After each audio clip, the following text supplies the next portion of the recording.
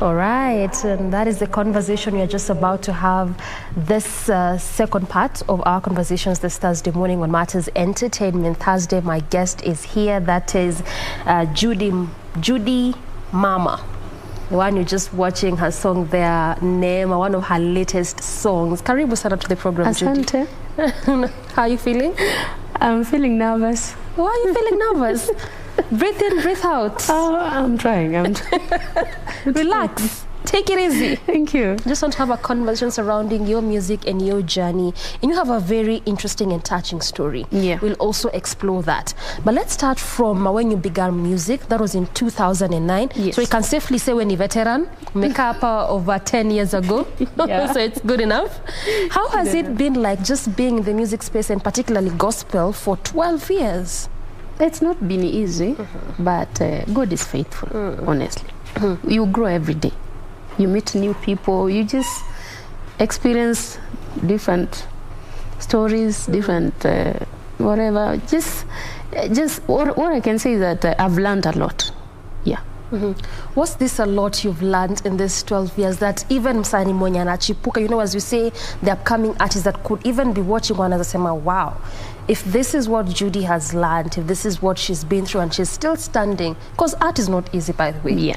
Art, music, you know, just name it, whatever form of art it is, si kitu rahisi sana kufanya. I know. What have you learned? I've learned a lot. You see, when you do music, you have expectations. When you enter the industry, you expect to do just one song and boom, We know you. you're a hit. You know, media people will start looking for you, you know, to play your music.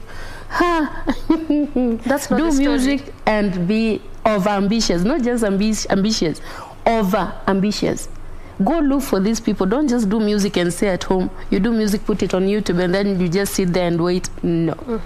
Go out there. So it means that unafaa kufanya more than just writing, Yes. recording, and putting it out there. Yes. But you know, some would say the biggest challenge, yes, I know we talk about issues and we'll come to that even in a bit, kwa wasanii wengi inakuanga they don't understand the business side of this kind of art. So we are so quick to say, and we so much focus on the fact that I have the talent, if I can sing, I can write, I can compose, but really don't understand the business side of it. I think you're a good person to tell us a bit about business side of music because you've been here for 12 years. Yeah. Music, okay, let me say art on general. Let me just put it on one basket. It's not easy to do music or acting or whatever. It's not easy. For you to sell yourself out there, for somebody to acknowledge your work and say, this is awesome, this is nice. For a pastor to pick his phone and call you and say, come over, I have a meeting. Sweetie. Takes a lot. It's not easy. Okay. It's not just 1, 2. It takes a lot. You have to put in your energy, your mind. Yani lazima tu ni same na kuenda mudhuru wa kuuza tomato. Lazima utangaze. Tomato 5 ndo watu wasikie. So muziki pia unatangaza? Unaona mwimbaji anasema mimi siwezi itwa event niende na wanilipi sweetie. Enda hizo za bure, watu 5 leo watakujua. Kesho wengine 10 watakujua. That is how you grow in the industry. But if you sit and wait, nobody will know you. Judy, let's stick there a bit. On that aspect of, it's like doing it for free, pro bono. Most people in my generation don't think it's right. And we always dwell on the fact that if it's school, we keep saying, you know, I've gone to school.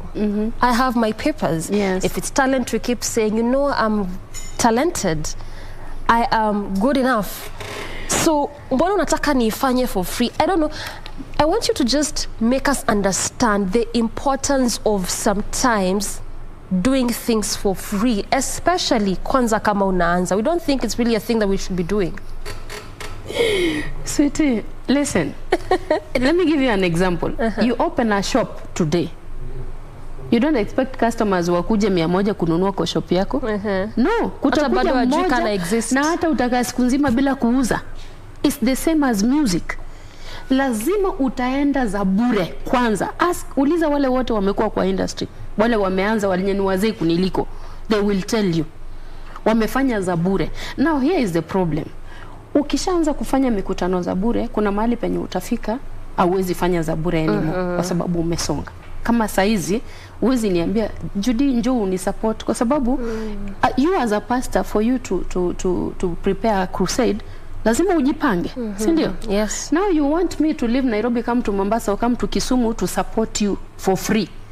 Let me tell you, unaenda studio, you do just one song, kama hii ni kwa neema, just one, you pay 70,000. Ukishalipa 70,000, unataka hii pesa pia wewe irudi. Sawa? Now somebody wants you to do it for free. Utapataje hii pesa? You have needs, you pay rent, you want to eat, you have a child, you have uko na needs kama yeye. But they want you to do it for free. They'll tell you God gave it to you for free. So meaning kuna levels na journeys to this. Yeah. That's what we need to understand. Yes. All right, let's come to your content. And maybe we can start from what inspires the kind of content you create. What inspires? Is it your story, what you've been through in life, the issues you've had to undergo? Nini exactly inspire the kind of music that you write? Okay, some of my music, they are my story. So let me say my recent music, it's my story. I've done my story. That is Wastahili? Wastahili, yes. Nikwa Neema the same, Mwalimu Mwema the same. I have a new one that is not out yet called You Are Always By My Side. You know. Now, the reason why I do me, it's because when I look at me, ninaambia Yesu, aki wewe ni mwalimu mwema, wewe ni mwalimu bora. Because nikianza kukukosoa saa hizi, kuna mambo yenye hata ulijiangalia kwa kioo but au kunot, but mimi nitanot. The way people look at you, wanakukosoa, wanakuchongoa. Yani people will strip you naked. Na maybe kitu chenye kinafanya wanakustrip ni kitu chenye hata wafai kabisa. Yani it's not something big yenye inafanya unajua mtu akustrip. But because maybe something has happened, mtu yani anakujua. Sasa hii nimecommit leo, but I'll tell people how I know you, the way I know your family. You see, so when I compose my music, I look at my life, my background, where I am today, the way struggle, strain kufika hapa. I just do my music through me. So for you, it's basically your story and the things that you've gone through. My story and the people that are close to me. All right, which is this one particular? Because I mean, for every individual, every human being, they have different stories, different issues that inspire them to do different things. And the same would go for even you as an artist, you know? So which of these stories ili kutouch sana, ama you felt at a point whereby this was actually a breaking point for me, but you still recollected yourself and you felt, with this, what I went through, I'll even make music out of it to inspire and touch lives? Ni gani hii haswa, Judy? I'm a mother of many. Yeah, nimezaa kwingi, family planning. Now, but when it comes to my biological daughter or my child, I only have one. Okay. Sawa? But kuzaa nimezaa, muziki nimezaa. Sawa. Now I have one daughter. Now my daughter was given wrong medication when she was 7 months. From there, things changed. I was doing music, I stopped for 3 years. I couldn't go anywhere. Because, you see, this is a child that you have plans for. Unajua, once she's 3 years, she's going to school. You start doing your own things. But now, she can't go anywhere. She's on a wheelchair. For you to move from point A to B, she has to be on that wheelchair. And then, the only thing that I could survive on was just music. Because, you see, people are talking. Your child was fine, but now she's paralyzed. Now she can't do anything. Now she can't go anywhere. People start talking. Saying, oh, watu wa kwenu ni wachawi. Wameroga mtoi. The family starts talking. People start saying, kama sio wachawi wa kwenu, sisi kwetu hakuna hii. Ni nani basi? Have you ever been told, fanya hivi? either tupeleke huyu mtoi kwa mganga ama you leave my house. Have you ever been told that? Have anyone ever told you, fanya hivi, tutafute kuku mbili, nyeusi na nyeupe, na chumvi kilo 2, tupeleke huyu mtoto atengenezwe?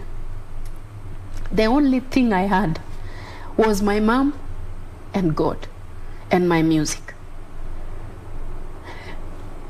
For me to survive up to here, I was about to give up. I was thinking of just committing suicide. I thought of killing myself so many times because I thought I was all alone. Nobody was there. Halafu when you don't have people to talk to, it's very hard. The only thing I had was just music. I could think of my music and then tell God, just make a way. For me to reach here today, believe me, it is God. I remember one day I was taking my daughter to Kenyatta, and then I live in Umoja, so along Manyanja Road, matatus from Kayole, Komarok. So one lady came with a matatu and she was like, hapana, hatuwezi wabeba hawa wanaenda biashara. So you see, I have a wheelchair. Hawa wanaenda biashara town. Nobody will carry you with that wheelchair. Nobody wants to carry you. I remember one day I ordered an Uber to carry the wheelchair and my daughter, because the one we had was a bit small. So my daughter has grown. Now, one Samaritan gave us a wheelchair. I think I'll say his name because he did us a favor. Jalango. Now, we went to get the wheelchair and he ordered an Uber for us. So that guy, when he reached there, he was like, hapana, siwezi beba hii kitu, itaumiza gari yangu. Now, you can imagine you have a child who's 8 years old. By then she was 8. That was last year, not hata si kitambo, last year. And then this man, hata si kijana mdogo useme ana watu ya understand. He's an old man over 40 years. And he's telling you, siwezi beba hii kitu. I want you to tell me how I'm supposed to carry this wheelchair and at the same time carry my daughter, take her home. How do I do that? I sat down and told God, God, I know hata wale wako nazo wewe ndo umewapatia. I know you gave me this child with a reason. I know even if itagharimu miaka mingapi, I will take care of her. And believe me, every time I wake up in the morning, even when things are not working, hauna hata pesa za dawa, hauna hata pesa ya pampers, God always sends somebody. Hata saa ile hauna 50 ya kununua dawa, utashtukia tu mtu anasema, Judy Mammah, I want to buy you medicine today. Judy Mammah, I want to buy you just 2 pampers, 5 pampers. It's not easy, but believe me, music is just everything. Wow. And I mean, and that's why we are here, for all that inspiration. You know, when we do Entertainment Thursdays, it's not just about the music, so to speak. We are also here to just try and track, you know, our artists. What really inspires the kind of content that they create? What has been their journey and their story like? This is what we are here for, to just see how we can also shift the mindsets of our community and society altogether. And Judy, you're saying that your daughter was actually born well. Yeah. She was a healthy child. She was. Up until the wrong medication. Up until the wrong medication, 7 months. Mm-hmm. Yeah. And this is what changed the entire story altogether.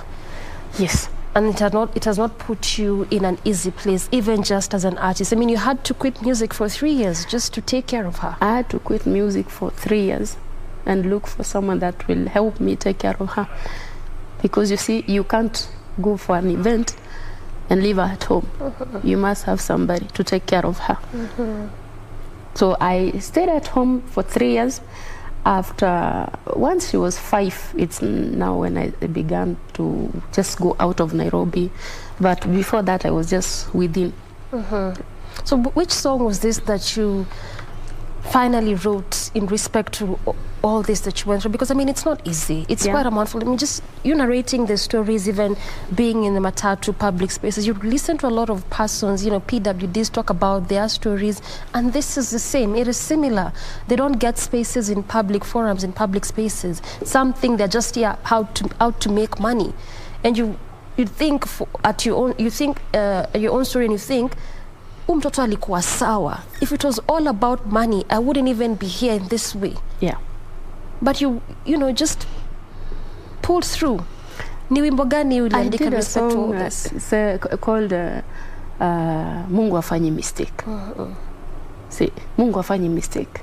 Because hata zile enzi Yesu alikuwa duniani, kulikuwa na walemavu. Yes. Na hawajaanza leo. I'm not the first and I won't be the last. Yeah. And I know Mungu afanyi mistake. For him to decide this to happen to me, I don't think he made a mistake. He has a reason. He has a reason, and he chose me with a reason. I think kama angepea mwingine angekuwa ametupa. Oh yes. Or maybe if you come to my house and nione tu the way una behave na mtoi wangu, ni kuna vile urafiki unaisha. Because she comes first. So it's God and her. God and her. That is it. Because if I cannot take care of her, then God will punish me. You see? Yeah. So I must, yani kwa lolote lile, I must take care of her. Because yule mtu mwenye ameanza labda amejifungua mtoto jana ama last year na mtoto ame develop problems, atajuaje kwamba kuna tumaini, kwamba kuna kesho, if I don't give that person hope? You see? So many women wanaacha watoto kwa barabara, mtu anakimbia, mtu anaacha mtoto hospitali anakimbia. Don't. That child is a blessing. Mimi ninameremeta leo because of that kid. I'm here today because of Baby Amali's story. People invite me kwa churches and I go there to speak about Baby Amali. If she was not there, I wouldn't be here today. Nobody will invite me. So through her story, so many people, I remember I was in one station, 15 people got saved because of Baby Amali's story.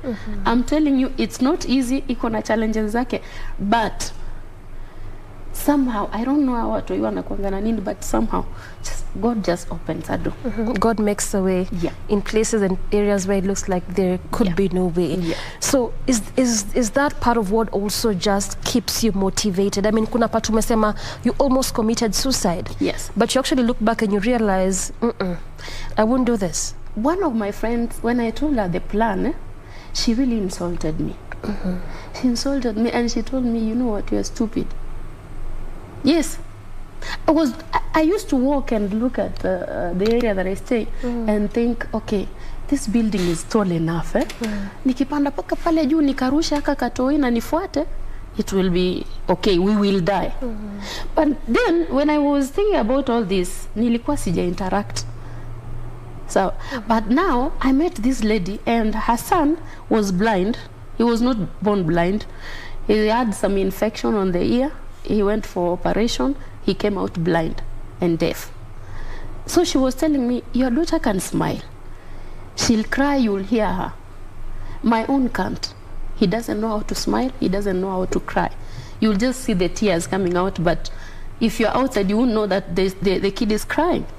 So she gave me some small, you know, those things that you call small. Because this is small. For me, it's small. My daughter can't walk. I wanted her to walk and go to school, just like other kids. But now this one is telling me, your own can cry, you hear the voice. Mine can't. Your own can see, she'll see you, she'll smile. She knows when you are around and when you are not. She'll talk to you. You see, she can communicate. My own can't. So why are you so stupid? Why do you want to kill this child? And I was like, I sat and I was like, okay. So there's an advantage somewhere here. From there, I learned that this is all I have. Wakisimamisha tasa, siko kwa laini ya matasa. Niko kwa kina mama wenye wana watoto. So once mtu akiniambia, one person told me, you know what, Mungu ndo akupatie kilema alijua, niliwaka sana. I got mad at that guy. You know why? Mtoto wangu si kilema, ni kuchelewa tu, amechelewa kutembea, but I know atatembea. There's a difference between huyu ni kilema na huyu amechelewa. Hata kama itachukua 50 years kwa hiyo wheelchair, no problem. I know God will make her walk one day. It's the belief. Yes, you must believe. And that's what also keeps you motivated at the end of the day. Yes. Wow. Such a touching and a beautiful story it is. I mean, like I said, at the end of the day, we are just here to ensure that we inspire and make an impact, and also try to understand the artists that we bring on board, what informs the kind of content they create, what is their story like. I mean, you have 5 albums. Yeah. What should we expect from you as an artist? You know, we are living in a time whereby tunaona ni single after single after single, but you've chosen to go the album way. Right now, you can't find a musician doing 12 songs. Oh, yeah. Or 8 songs. You can go for 3 or 6 or maybe 5. Like I told you, you can only do a single because it's okay, it's expensive, but it's also a bit cheaper. Because you can't ask me to give you 200,000 once, na nina bills zingine. But for a single, unalipa, like, you're doing a single that's like 50,000, at least you can afford that. You see, but if you're doing an album, it's cheaper, but it's also expensive. Yeah. Okay. So clearly, should we expect more albums from you as an artist? How does the future look like for you as a gospel artist? Right now, sweetie, I'm the next big thing. Yes. Yes, and watch out. I'm telling you. Pale niko sahi. One thing I tell God, vile umeinua wale wengine, na mimi usinisahau. Because if I don't put God first, who am I supposed to put first? It's only God. It's only so God. I put God first in everything that I do. And I know. Pale niko sa, I was not here 3 years ago. Oh, yeah. But I'm here today, you see? So I know God is taking me somewhere. And he has a good plan for you. Yeah, so many. All right. So many. And that's a good place to end this conversation, Judy. Thank you so much for your time, and even just for be willing to share with us your story and your journey, and largely what informs your music. Asante sana. Thank you. All right, so this has been Judy Mammah, our second guest this morning on our entertainment segment. But we're not yet done with the program. We still have so much more in store for you after this break. Stay with us.